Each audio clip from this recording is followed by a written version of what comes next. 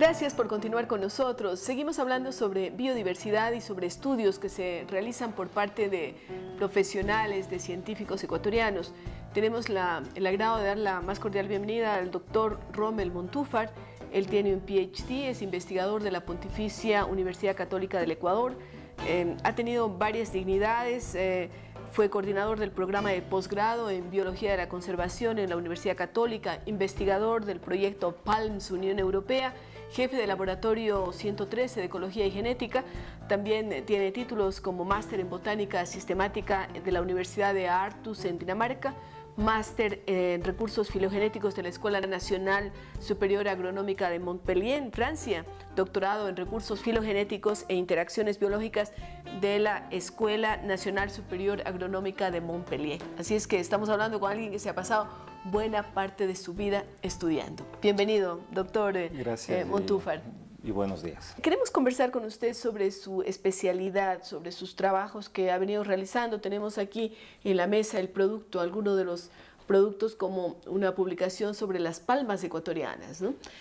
Cuéntenos primero su motivación para dedicarse a estudios como estos y los trabajos que viene haciendo. Las palmas es un recurso que es abundante en el país. De hecho, es un país que tenemos la suerte que tiene la mayor concentración de palmas de todo Sudamérica. Nativas. Nativas. Porque ¿no? Hay varias que son introducidas, como la palma africana, por ejemplo. Es curioso, pero nuestra sociedad, por lo generalmente, cuando hablamos de palmas, asocia con la palma africana. Así es. Y nos habla de la palmera, no nos habla de las palmeras. Pero la comunidad debe entender que hay cerca de 136 diferentes tipos de palmeras nativas en el país. ¿Sobre todo en qué región? En todo el país, eso es lo sorprendente, porque es un país que está repleto de palmeras. Estamos cerca desde los 3.500 hasta cerca del mar, existen palmeras. Realmente los únicos hábitats donde no hay palmeras es Galápagos y los páramos, pero de ahí del resto del país es totalmente un país de palmeras.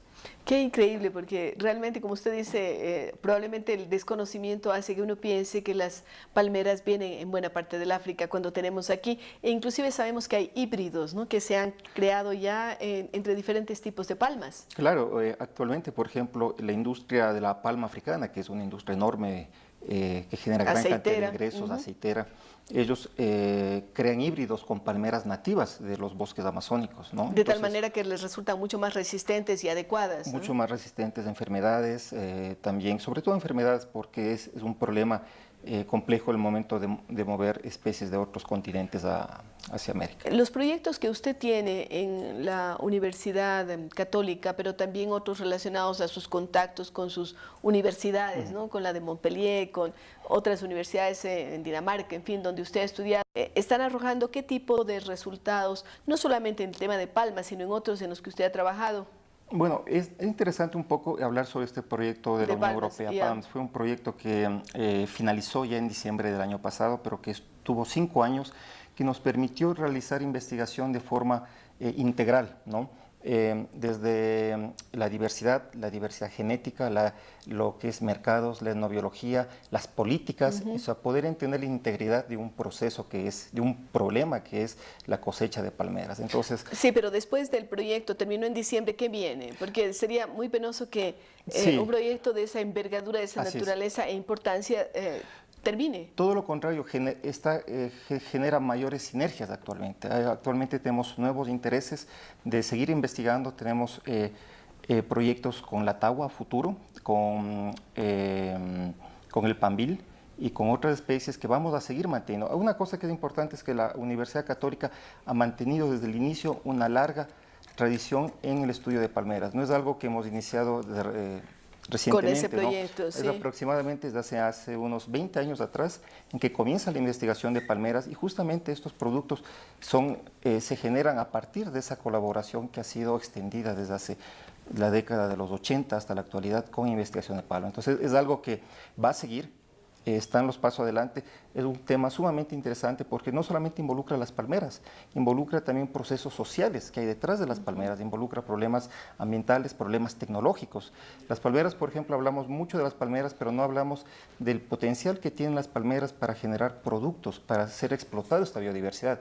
Y un tema sumamente importante en las palmeras es que el país todavía no se ha dado cuenta de la importancia que es tener tantas palmeras, y una de las importancia más fuerte es los lípidos.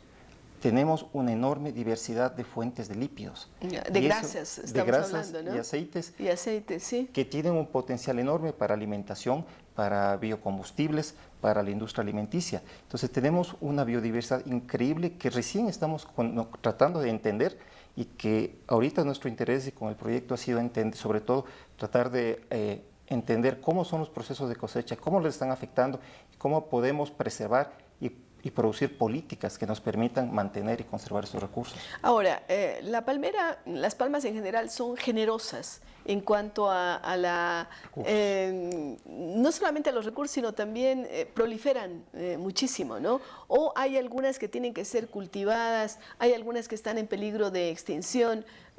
¿Qué tiempos requieren hasta ser productivas? Denos algunos datos al respecto. Es muy interesante la pregunta porque podemos tener esa idea de que son abundantes, pero las palmeras en Ecuador y en general tienen un problema bastante complejo. No se regeneran fácilmente. Entonces, les podemos ver enormes pastizales con palmeras, sí, pero si nos fijamos en el suelo, no existe ese recambio de jóvenes, de plantas chiquitas, no existe eso. Entonces, ¿qué quiere decir eso? Que cuando esos adultos cumplan su ciclo vital o más de 100 años, simplemente van a desaparecer de Una golpe. palmera puede durar más de 100 años. Es una característica muy peculiar de las palmeras. Por ejemplo, en la famosa palma de Ramos, que todos le conocemos, estudios de especies parecidas de la palma de Ramos en Colombia han reportado que, por ejemplo, necesitan cerca de más de 80 años para dar flores. Entonces, para llegar a su madurez sexual necesito cerca de 80 años, es enorme. Impresionante, y claro. Un individuo adulto tranquilamente puede pasar los 2 siglos de vida. Entonces, son individuos que son longevos, ¿sí? Hay un problema de regeneración, no se regeneran fácilmente, y es lo que vemos en los paisajes del Ecuador, ¿no? Vemos pastizales enormes, repletos de palmeras, pero no hay regeneración. Y eso es un grave problema porque nos está diciendo que estas poblaciones son poblaciones que no son biológicamente viables a futuro. Y eso es un problema grave. Claro, usted mencionó la de Ramos, la de cera también creo que se le llama, sí, ¿no? Lo mismo. La de cera. Esta palmera está en peligro de extinción y por eso inclusive se prohibió el que se utilice para los servicios religiosos. Es un caso interesante la palma de Ramos porque se ha llamado bastante la atención del público en general, ¿no? Pero actualmente es necesario ver que también el uso es a veces una mejor forma de conservación.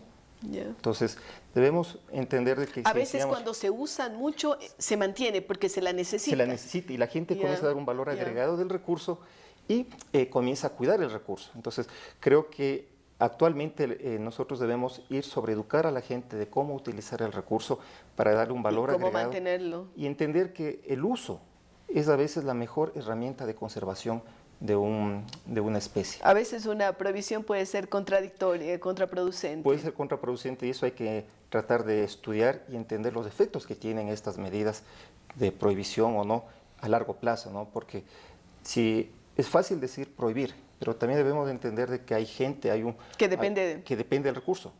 Entonces, si les decimos, les prohibimos, debemos darles alternativas. Usted mencionó uno de los usos, que es el tema de los lípidos. Hemos mencionado este otro, que tiene que ver con la religión, pero también muchas palmas han servido para techar casas. Cuéntenos de otros usos que tienen las palmas.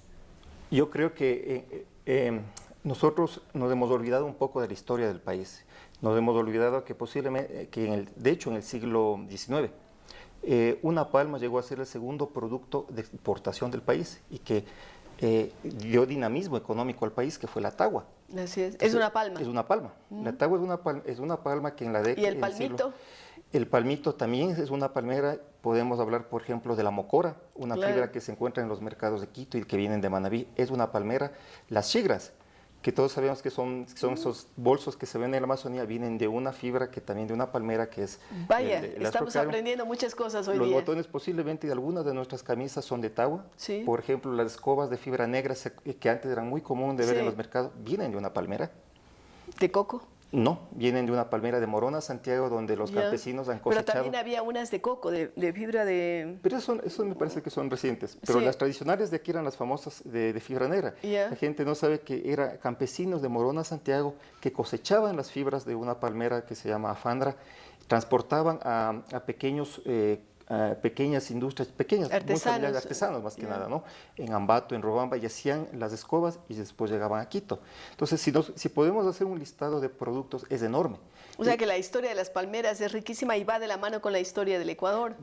En el caso de la tagua es lo más importante, claro. y es lo más hasta cierto punto anecdótico, porque es una especie que ha generado riqueza y que sigue generando riqueza, pero actualmente se la ha olvidado. O sea, no se le ha dado el interés, no se le ha dado un proceso de industrialización, de generar un valor agregado. Y la tagua también es originaria, es una especie nativa. Es sobre todo endémica del país, quiere decir que es un recurso que solamente está en nuestro país. Entonces, inclusive nos da una mayor obligación moral de que este recurso sea mantenerlo. Entonces, la tagua, la mocora también es un recurso que está desapareciendo y que está prácticamente olvidado en el campo, ¿no? Entonces, podemos hablar de múltiples de recursos, los aceites, por ejemplo, la ungurahua, si uno va, por ejemplo, a la zona de la Amazonía, o sea, todos los indígenas conocen muy bien cómo usar la ungurahua, es un aceite fundamental.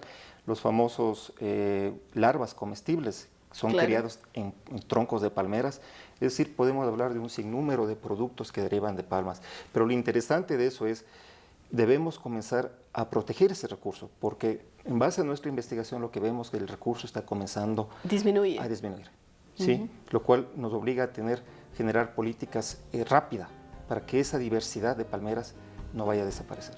Nos ha dado datos muy interesantes el doctor Rommel Montúfar, nos ha hablado sobre todo de las palmas ecuatorianas, de su utilidad, del peligro de extinción de algunas, de la dificultad en cuanto a su propagación y al mismo tiempo de datos históricos que tienen que ver con el uso de las palmas en la vida de los ecuatorianos e inclusive para propiciar recursos gracias a la exportación. Queremos agradecerle, doctor Montúfar. Y con ustedes, amigos, continuamos hablando sobre biodiversidad.